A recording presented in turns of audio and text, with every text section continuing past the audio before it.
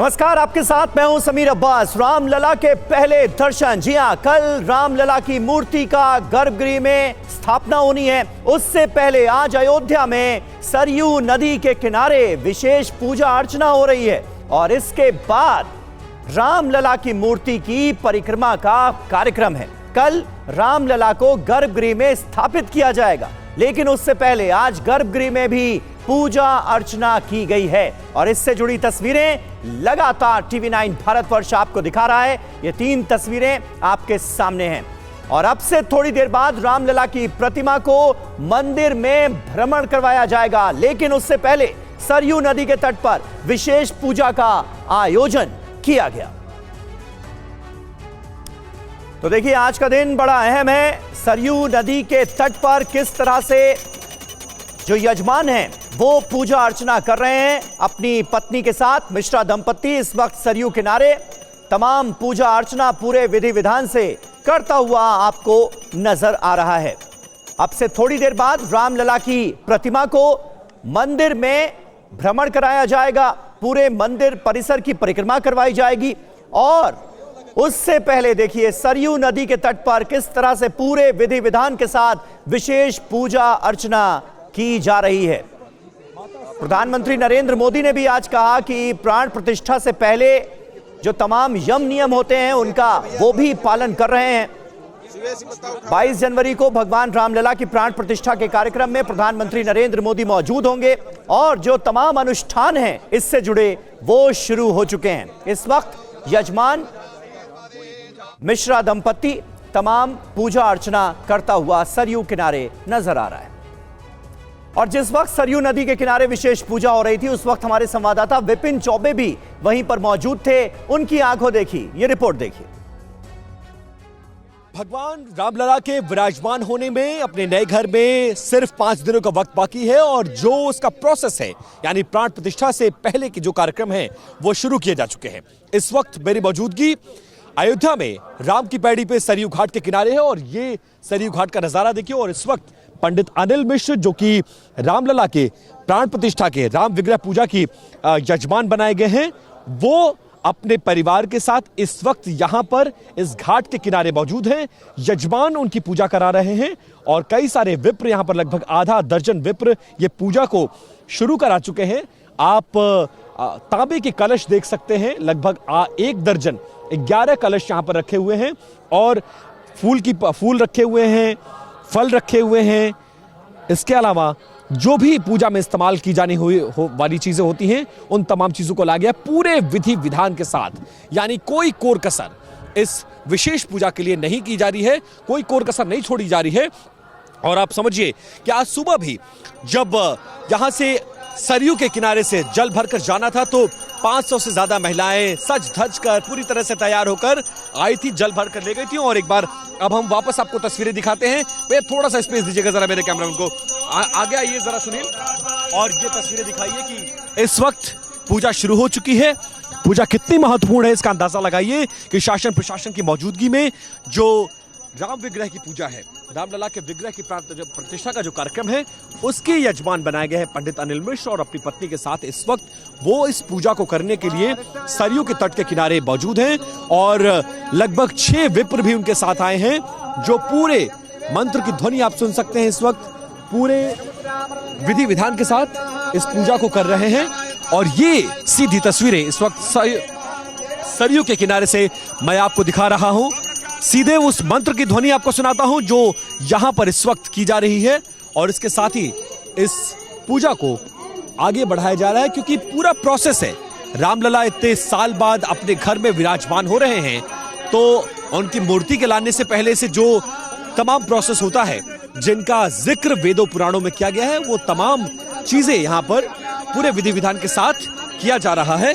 और हम आपको ये तस्वीरें दिखा रहे हैं, एक बार उस मंत्र की ध्वनि सुनाएंगे और सामने आप इस वक्त अनिल मिश्र जी को देख सकते हैं, उनकी पत्नी भी यहां पर मौजूद है और यहां पर पूजा को किया जा रहा है।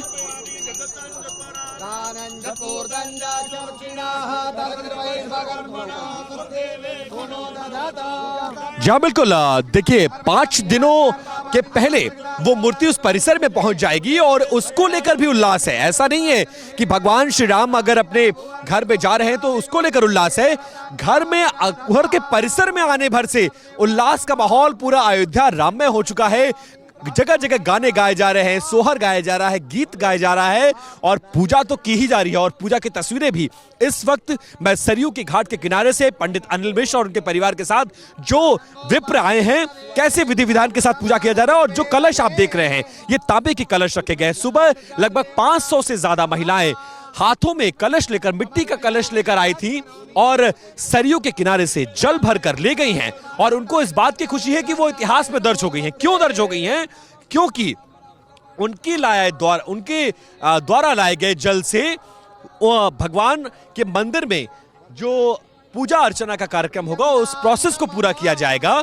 और इस बात की खुशी है, नाचते गाते ढोल नगाड़ों के बीच वो इस वक्त वहां पहुंची हुई हैं। और इसके बाद पंडित अनिल मिश्र को आप देख रहे हैं जो कि अपने परिवार के साथ, क्योंकि रामलला के विग्रह की पूजा के यजमान वही बनाए गए हैं, 22 तक उनकी ही जिम्मेदारी होगी। लिहाजा जो प्रोसेस है भगवान के घर में प्रवेश करने से पहले, यानी जो विधि है, जो विधान है, उसके अनुसार इस वक्त इस पूजा को किया जा रहा है। आप देख सकते हैं कि मुझे चांदी की कटोरियां नजर आ रही हैं जिसमें अक्षत है, फूल है, टीका है, रोली है, घी है और इसके अलावा प्रसाद का भी इंतजाम रखा गया है। और बीच बीच में ये मंत्र की ध्वनि भी मेरे कैमरे के जरिए आप सुन सकते होंगे, मेरे माइक के जरिए। और ये माहौल को थोड़ा सा और भी अलग बना देता है क्योंकि आध्यात्म के रंग में पूरा अयोध्या डूबा हुआ है। सरयू के घाट पर इस तरह की ध्वनि आपको कहीं और लेकर जाती है और पूरा अयोध्या वासी इस वक्त राममय है। तो देखिए, एक तरफ मंदिर के गर्भगृह में 5 मंडप तैयार किए गए हैं, वहां पर भी तमाम तैयारियां अंजाम दी जा रही हैं। और दूसरी तरफ आपने देखा सरयू किनारे किस तरह से विशेष पूजा कर रहे हैं यजमान अनिल मिश्रा अपनी पत्नी के साथ। और उनसे भी बात की है हमारे संवाददाता विपिन चौबे ने। अब आपको ये बातचीत दिखाते हैं। पंडित जी, क्या पूजा, क्या प्रोसेस और यहाँ पर किस लिए आया गया था? क्या पूजा का वो पद्धति है? मां सरजू के तट पर आज भैया चलने दीजिए, थोड़ा आगे चलने दीजिए। कलश पूजन संपन्न हुआ। कलश पूजन संपन्न हुआ है। यह कलश पूजन के पश्चात उपस्थित 9 सुभाषिनियों ने वो कलश यात्रा के माध्यम से कलश लेकर के यहाँ से प्रस्थान कर चुके हैं। उसमें सरजू का जल भरा हुआ है। जहाँ भगवान राम का नाम आता है, सरजू को अलग नहीं किया जा सकता। ऐसी माँ सरजू का जल भगवान की प्राण प्रतिष्ठा के कार्यक्रम के लिए यहाँ से लेकर के जाया जा रहा है। कल से संपन्न होने वाले कार्यक्रम के लिए ये कलश पूजन संपन्न होकर के कलश यात्रा के रूप में यहाँ से जा रहे हैं सब हमारी 9 सुभाषिनियाँ।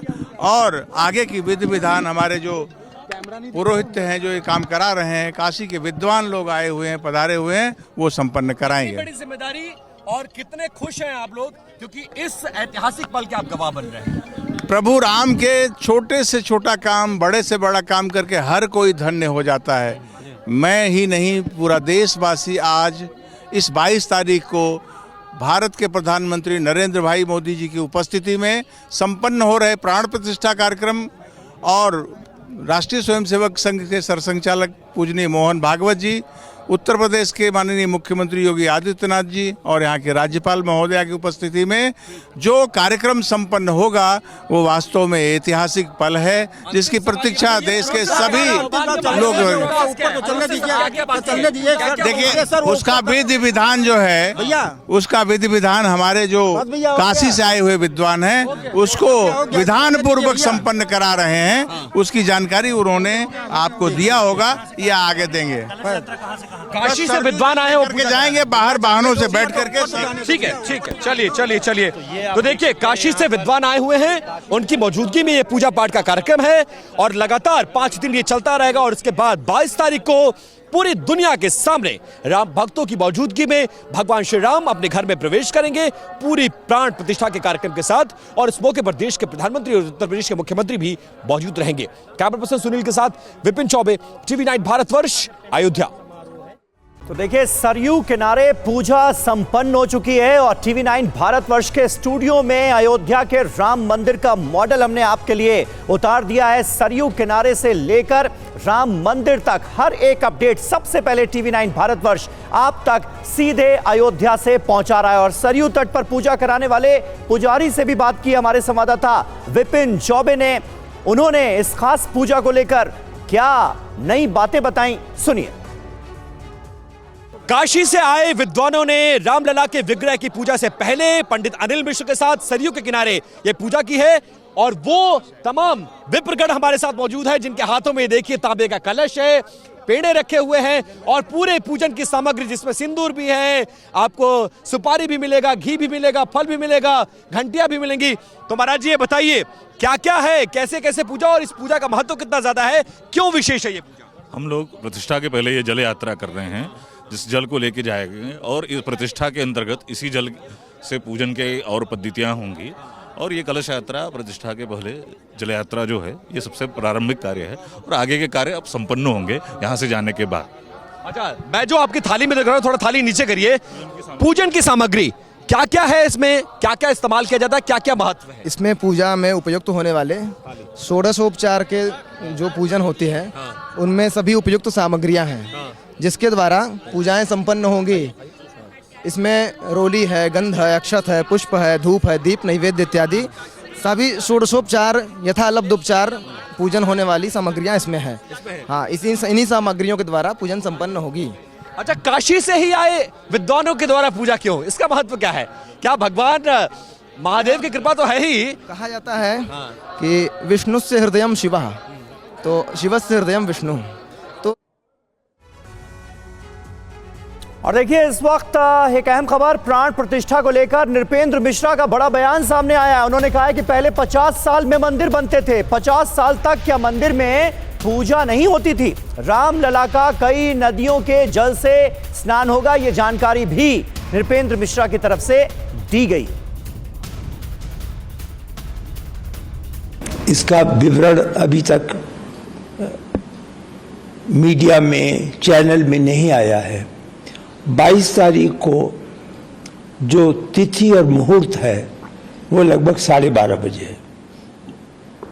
उससे पहले जो पूजा विधि है वो अभी शुरू हो चुकी है और वह पूजा विधि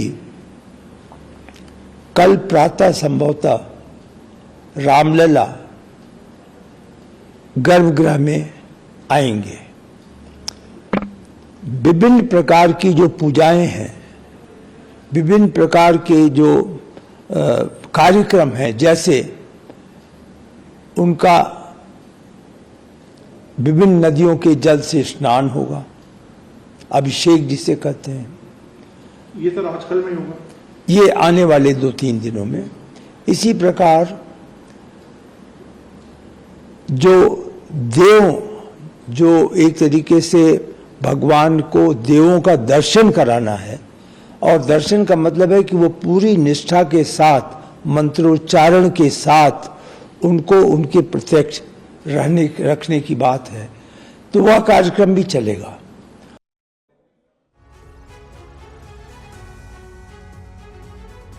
तो नृपेंद्र मिश्रा को आपने सुना। अब आपको प्रसिद्ध कथा वाचक देवकी नंदन ठाकुर के साथ सरयू किनारे से एक एक्सक्लूसिव इंटरव्यू दिखाते हैं।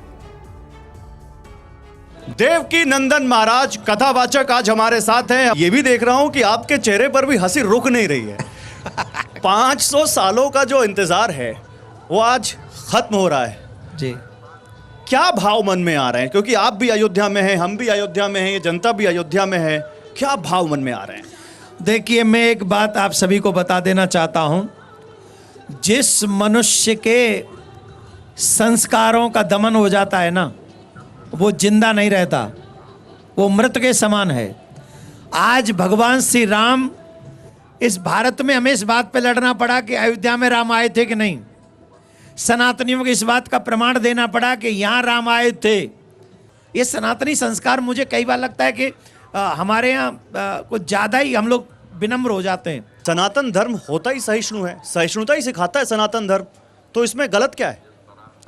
कितना आपके घर से माँ को कोई अपमानित करे और आप वहाँ खड़े हों, आप क्या करेंगे? सहनशील रहेंगे? हमारी बहन को कोई कुदृष्टि से देखे हम सहनशील रहेंगे? तो सहनशील हमें तब तक रहना चाहिए जब तक हम लोग धर्म पर आँच आते हुए न देखें।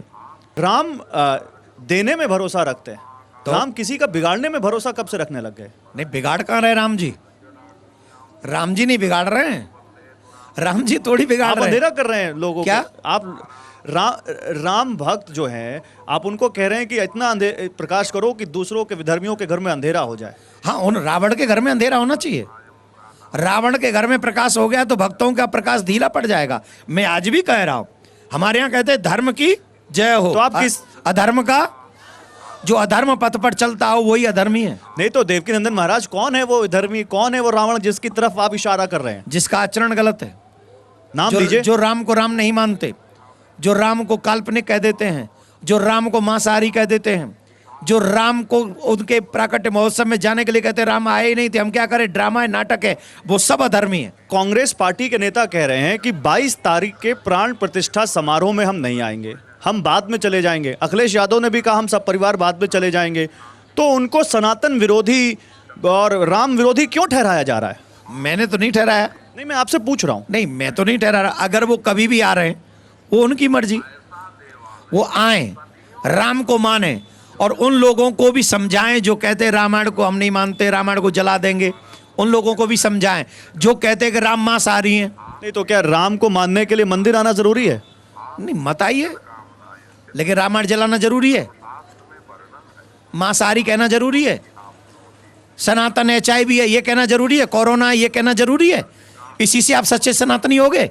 आप जिनका जिक्र कर रहे हैं, मैं नाम ही ले लेता हूं। आप स्वामी प्रसाद मौर्य को बोल रहे हैं कि उन्होंने जिस तरह से उनके समर्थकों ने रामायण के ऊपर सवाल उठाए, रामचरितमानस की प्रतियां उठाई, वो तो यहां तक कह रहे हैं कि कार सेवकों पर गोली चलाना सही था, वो उस वक्त की जरूरत थी। अल्प में सिर्फ इतना ही कहूंगा, विनाश काले विपरीत बुद्धि। राम का विरोध करके तो रावण भी नहीं बचा, ये तो न प्रसाद बरसात से ही बट जाएंगे इनके। हम बता रहे हैं, हम पे नाम मत बुलवाओ इनका। हाँ हाँ, असदुद्दीन ओवैसी तो कह रहे हैं कि मुस्लिमों अपनी मस्जिद बचा लो। डर तो वो दिखा रहे हैं मुस्लिम युवकों को, वो कह रहे हैं कि अपनी मस्जिदें बचा लो, बुरी नजर है। वो कह रहे हैं एक मस्जिद मुझसे छीन ली गई, दूसरी ना छिन जाए। डर तो वो दिखा रहे हैं। उनसे कहो 3 जाएंगी।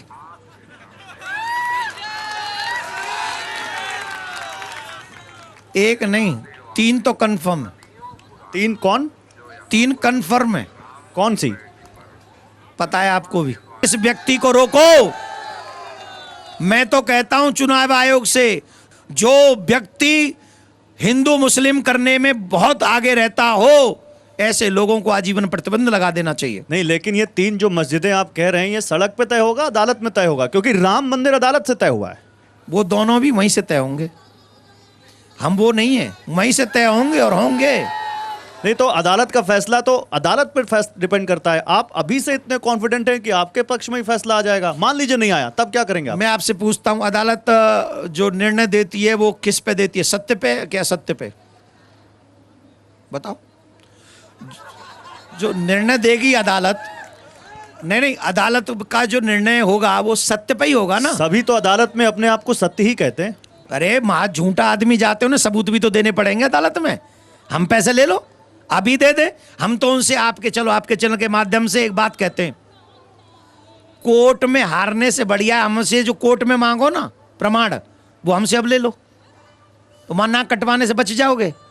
ये सब जो है सब समझ रहे हैं, अंदर से उनको भी पता है क्या कि हम लोग मठा को दूध कह रहे हैं। मठा जानते हो आप? मठा बहुत अच्छे से पिया है। मठा मतलब छाछ। छाछ, बहुत पिया है। पिया है ना, तो वो मठा को दूध कह रहे हैं। मालूम है कि मठा है, दूध नहीं है। अब उनको पोल खुलने का रंग तो एक ही है ना, बराबर का सा। तो वो रंग के ऊपर टिके हुए हैं। जब उनका जांच होगी, सबके सामने आएगी, तो मठा मठा रह जाएगा, दूध दूध हो जाएगा। वहां काशी में बाबा निकल आएगा और मथुरा में हमारा लाला निकल आएगा। देवकी नंदन जी, मैंने आपके बहुत इंटरव्यू लिए, लेकिन आज अयोध्या की धरती पर ऐसा लगता है एक अलग तरह का उमंग, अलग तरह की उमंग और अलग तरह का उत्साह है। और चेहरे पर वो जो मुस्कान है 3 इंच की, मतलब ये कहां से आ रहा है? ये मेरा राम दे रहा है, क्योंकि मेरा राम आ रहा है, मेरा भगवान आ रहा है। आप सब मिलके हमें भी मौका दे दो। अरे आप ही का आपने मंच है। तिवारी जी को मौका दे दिया, जी, हमको नहीं दे बिल्कुल, रहे हो। बिल्कुल, मैं तो कहने हैं? वाला था आपसे। हाँ, एक मेरी झोंपड़ी के भाग आज खुल जाएंगे, राम आएंगे। मेरी झोंपड़ी के भाग आज, मेरी झोंपड़ी के भाग आज खुल जाएंगे, राम आएंगे। मेरी झोंपड़ी के भाग आज हो आएंगे, आएंगे, राम आएंगे। हो आएंगे, आएंगे, राम आएंगे। मेरे जन्मों के सारे कष्ट मिट जाएंगे, राम आएंगे। मेरे जन्मों के सारे कष्ट मिट जाएंगे, राम आएंगे। राम आएंगे तो पल ना झुलाऊंगे, राम आएंगे तो हो राम आएंगे तो पल ना झुलाऊंगे, राम आएंगे तो ओ मेरे जन्मों के सारे पाप कट जाएंगे, राम आएंगे। मेरे जन्मों के सारे पाप कट जाएंगे, राम आएंगे, आएंगे, राम आएंगे। राम आएंगे, आएंगे, राम। मेरी झोंपड़ी के भाग आज खुल जाएंगे, राम आएंगे। मेरी झोंपड़ी के भाग आज खुल जाएंगे। क्या बात है, बहुत। देखिए, जय श्री राम। अरे जोर से बोलो जरा, विराज जाओ। आपने कहा संतों का सम्मान करो, धर्माचार्य का सम्मान करो, और लोग कर भी रहे हैं। फिर हमारे सनातन धर्म के शिखर पर बैठे, सनातन धर्म की सत्ता के शिखर पुरुष शंकराचार्य, उनका सम्मान क्यों नहीं हो रहा है? कुछ लोग उनको भी राम विरोधी क्यों ठहराने पर तुले हैं, अगर वो 22 जनवरी के इस कार्यक्रम से सहमत नहीं है तो? भगवान शंकराचार्य के ऊपर मैं टिप्पणी कर सकूं, मैं सिर्फ एक छोटा सा कथावाचक हूं, मेरी औकात नहीं। अब आप समझिए, उन शंकराचार्य भगवान ने यहाँ आने के लिए क्यों अभी प्रोग्राम नहीं किया होगा, जो मुझे लगता है जैसे एक माँ होती ना, अपने बच्चे को बहलाती है, फुसलाती है, प्यार करती है, लेकिन गलत काम करने पर डांटती भी है। और डांटती है तो वो उसके चेहरे पे डांट, वाणी में डांट दिखती है, पर हृदय में डांट नहीं दिखती है। हमारे शंकराचार्य भगवान भी माँ जैसे हैं, चारों के चारों माँ जैसे हैं। वो उनको लग रहा है कि हमारा प्रोटोकॉल होगा, हमारी व्यवस्थाएं होंगी, भीड़ भाड़ होगी, और वहाँ हमारे राम जी आ रहे हैं। इतनी भव्य दिव्य तैयारियां हो रही हैं, हमारे जाने से कहीं हमारे प्रेमियों को, हमारे बच्चों को, हमारे भगवान के उत्सव में कोई विघ्न ना आ जाए, इसलिए वो कह रहे हैं कि अभी हमारे बच्चे चले जाएं। जैसे नहीं होती, माँ कहती है पहले तुम खा लो, बाद में मैं खाऊंगी, वही स्वभाव हमारे शंकराचार्य भगवानों का है। वो कह रहे पहले तुम जाओ और फिर तुम दर्शन करके आ जाओ, उसके बाद जब हमें अवसर मिलेगा तो हम आ जाएंगे। वो ये नहीं कह रहे, वो ये कह रहे हैं कि शास्त्रों के सम्मत ये कार्यक्रम नहीं हो रहा है और इसको अभी नहीं होना चाहिए। वो कह रहे हैं कि अधूरे मंदिर में प्राण प्रतिष्ठा नहीं होती। अग्रवाल जी, आप एक बात को समझो कि अगर मुझे इस बस में नहीं बैठना है तो उसके लिए मुझे कुछ तो कहना ही पड़ेगा ना, कि इसकी चाबी नहीं सही लग रही, कि मुझे ड्राइवर नशे में लग रहा है, कि मुझे ये लग रहा है। डायरेक्ट तो नहीं कह सकते ना मैं नहीं जाऊँगा। तो वो चाहते हैं, हम सबका हित हैं, हम सबका भला चाहते हैं। अब बहाना थोड़ा बोल, वो लीला। आप कह रहे हैं शंकराचार्य बहाना बना रहे हैं? नहीं, बहाने की बात नहीं, वो मेरे मुंह से निकल गया, मैं कान पकड़ रहा हूँ। लेकिन उनकी वो जो लीला, जैसे भगवान आके लीला करते हैं, मैया के आगे रोते भगवान, यशोदा मैया भूख लग रही, भगवान को भूख लग रही, ये क्या है? ये भगवान की लीला है, भगवान लीला कर रहे हैं। तो इसका मतलब है यहाँ पर शंकराचार्य भगवान लीला कर रहे हैं। उस लीला को मेरी और आपकी आंखें नहीं है जो समझ सके। हम आपको एक भजन सुनाते हैं। दुनिया चले न श्री राम के बिना, दुनिया चले न श्री राम के बिना, राम जी चले ना हनुमान के बिना, दुनिया चले ना श्री राम के बिना। राम जी चले ना,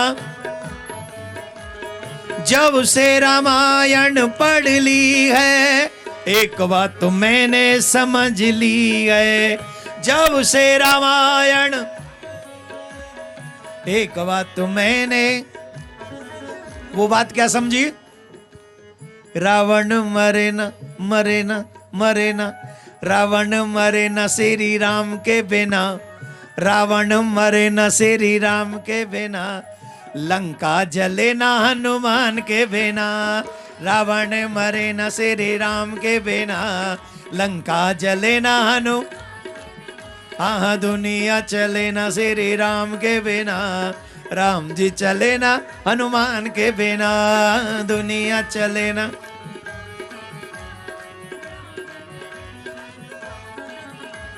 जय श्री राम, जय श्री राम।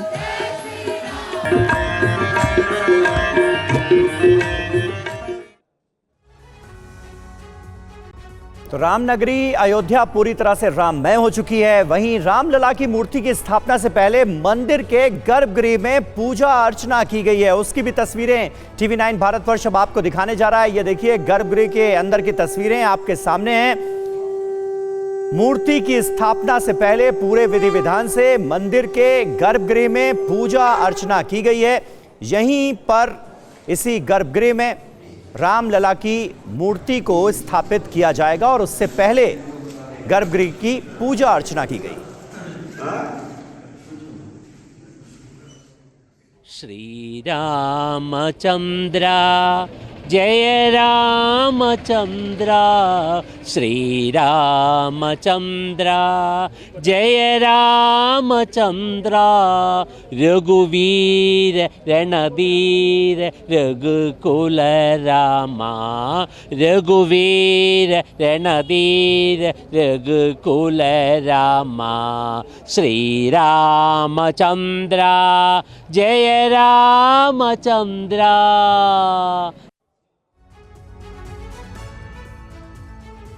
और रामलला की प्राण प्रतिष्ठा को लेकर बोले प्रधानमंत्री मोदी, मैं प्राण प्रतिष्ठा के अनुष्ठान के नियमों का पालन कर रहा हूं। 22 जनवरी को केरला के घर घर जले श्री राम ज्योति। केरल में प्रधानमंत्री नरेंद्र मोदी का यह बयान 22 जनवरी के प्राण प्रतिष्ठा कार्यक्रम को लेकर कि 22 जनवरी को घर घर श्री राम ज्योति जले। साथियों, आप सभी जानते हैं कि 22 जनवरी को अयोध्या में भव्य राम मंदिर में प्राण प्रतिष्ठा का आयोजन है। ये कोटि कोटि लोगों के लिए आस्था और भक्ति से भरे पल है। मैं भी प्राण प्रतिष्ठा से पहले जो अनुष्ठान होते हैं उनके यम नियमों का पालन कर रहा हूं। बीते दिनों मुझे अनेक मंदिरों में दर्शन और वहां सफाई करने का सौभाग्य मिला है। मेरा केरला के आप सभी कार्यकर्ताओं से भी आग्रह है कि आप अपने अपने गांव, शहर, बूथ पर मंदिरों में स्वच्छता अभियान चलाएं। 22 जनवरी को प्राण प्रतिष्ठा अयोध्या में होगी, लेकिन श्री राम ज्योति उस दिन शाम को देश के घर घर में जलेगी। और अयोध्या में राम मंदिर की प्राण प्रतिष्ठा को लेकर कई सवाल भी खड़े किए जा रहे हैं। शंकराचार्य अविमुक्तेश्वरानंद कह रहे हैं कि अधूरे मंदिर में, अर्धनिर्मित मंदिर में प्राण प्रतिष्ठा शास्त्र संगत नहीं है। तो विपक्ष राम मंदिर प्राण प्रतिष्ठा को चुनावी फायदा लेने की कोशिश बता रहा है। इन सारे सवाल और विवाद के बीच टीवी 9 भारतवर्ष ने शंकराचार्य सदानंद सरस्वती से एक्सक्लूसिव बातचीत की है। सुनिए। हमारे साथ इस वक्त बहुत खास मेहमान मौजूद हैं। गुजरात के द्वारका के शारदा पीठ के शंकराचार्य स्वामी सदानंद सरस्वती इस वक्त TV9 भारतवर्ष पर हमें ज्वाइन कर रहे हैं शंकराचार्य जी। प्रणाम। हाँ, नारायण। शंकराचार्य जी, मैं आपसे यह जानना चाहूंगा कि एक तो प्राण प्रतिष्ठा कार्यक्रम का न्योता चारों शंकराचार्यों को मिला, लेकिन चारों शंकराचार्यों ने ही यह फैसला किया है कि वो प्राण प्रतिष्ठा कार्यक्रम का हिस्सा नहीं होंगे, 22 जनवरी को अयोध्या नहीं जाएंगे। इसके पीछे क्या रीजन है? आपने क्यों ना जाने का फैसला लिया है प्राण प्रतिष्ठा कार्यक्रम में? जितने भी सनातन धर्मावलंबी हैं जी, हिंदू हैं और राम भक्त हैं, कोई भी ऐसा नहीं चाहेगा कि अयोध्या में जाकर के दर्शन ना करें। सभी चाहते हैं, हम लोग भी जाएंगे, बाद में जाकर के दर्शन करेंगे। अभी इतनी भीड़ वहाँ होने वाली है, हम लोगों के साथ भी हजारों लोग जाएंगे, तो व्यवस्था में अव्यवस्था न फैल जाए, ये तदर्थ यह निर्णय लिया गया है। राम जन्मभूमि या राम मंदिर या परमात्मा श्री राम का विरोध करने वाला हिंदू हो ही नहीं सकता। इसलिए हम अपने धर्म का जो मूलाधार है वो परमात्मा श्री राम को मानते हैं। रामो विग्रहवान धर्मः, तो वो हमारे धर्म स्वरूप हैं, हमारे आराध्य हैं। ये सब भ्रामक प्रचार है। ये भ्रामक प्रचार है। अच्छा, कई बयानात जो हैं वो शंकराचार्य की तरफ से कहे नहीं गए, आपकी तरफ से कहे नहीं गए, और वो चर्चा में आ गए, वो सुर्खियां बन गए कि शंकराचार्य ये कह रहे हैं कि भाई धर्म विरोधी ताकतें जुड़ी हुई हैं ऐसे आयोजन से, इसलिए हम लोग वहां पर नहीं जा रहे। आप TV9 भारतवर्ष के माध्यम से उन तमाम अफवाहों का खंडन करना चाहेंगे क्या? हमारे नाम से जो समाचार प्रकाशित हुआ है उसका हम खंडन कर चुके हैं और आपके सामने भी खंडन कर रहे हैं। कोई वक्तव्य ऐसा हमने पहले कभी नहीं दिया है। अभी 2 दिन से हम तो ग्रामीण क्षेत्र में थे मध्य प्रदेश के जी, और वहाँ सब कोई सुविधा नहीं थी, तो पहली बार अभी 2 दिन से ही वक्तव्य देना, जब हम भोपाल आए हुए हैं तो यहाँ से ही वक्तव्य देना प्रारंभ हुआ है। तो इसलिए कहीं कोई पत्रकार हमारे पास आए नहीं, हमसे पूछा नहीं और हमने कोई बयान दिया नहीं। अच्छा, शंकराचार्य अविमुक्तेश्वरानंद का बयान आपने सुना होगा।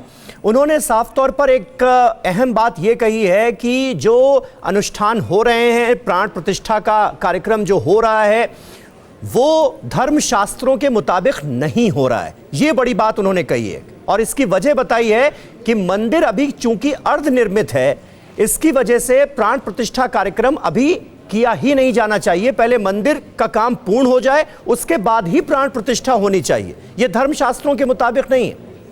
इसे कैसे देखते हैं आप? अब इन सब बातों का समय आज नहीं है। इन पर कार्यक्रम आयोजन होने के पहले विचार हो सकता था। प्रधानमंत्री जी ने संकल्प ले लिया है और काशी से और दक्षिण भारत से ब्राह्मण पंडित वहाँ सब पहुँच चुके हैं। जी जी जी। और कार्यक्रम प्रारंभ हो गया है, ब्राह्मणों के द्वारा वहाँ मंगलाचरण कर दिया गया है। तो अब कोई इन बातों पर विचार करने का अवसर नहीं रहा है। और कांग्रेस नेता जयराम रमेश ने कहा, राम सबके हैं, मेरे पहले नाम में ही जुड़े हैं राम। ये कह रहे हैं जयराम रमेश। जयराम रमेश ने सुनाई राम स्तुतियां। 22 जनवरी का कार्यक्रम बीजेपी का चुनावी स्टंट है, ये कहा है कांग्रेस के नेता जयराम रमेश ने। सुनिए। सर, अमित शाह ने कहा है कि राम पर हमारा अधिकार है, अपने कार्यकर्ताओं से ये बात कही उन्होंने। मैं क्या कहूँ, मेरे पहले नाम में राम, दूसरे नाम में राम, ये राजनीति है। 22 जनवरी का कार्यक्रम एक राजनीतिक परियोजना का अंग है, एक राजनीतिक प्रोजेक्ट है, एक राजनीतिक समारोह है, चुनावी फायदे के लिए, चुनाव को मद्देनजर रखते हुए। और राहुल जी ने कल स्पष्ट कह दिया है, उसके पहले खरगे जी, सोनिया जी की ओर से एक बयान भी आया था कि 22 जनवरी के समारोह में हम भाग लेने की स्थिति में नहीं हैं, क्योंकि ये आरएसएस बीजेपी का पॉलिटिकल प्रोजेक्ट का एक अंग है और ये राजनीतिक मकसद है, चुनावी मकसद है। पर जहाँ तक धर्म की बात है, आस्था की बात है, वो हर व्यक्ति पर निर्भर होता है।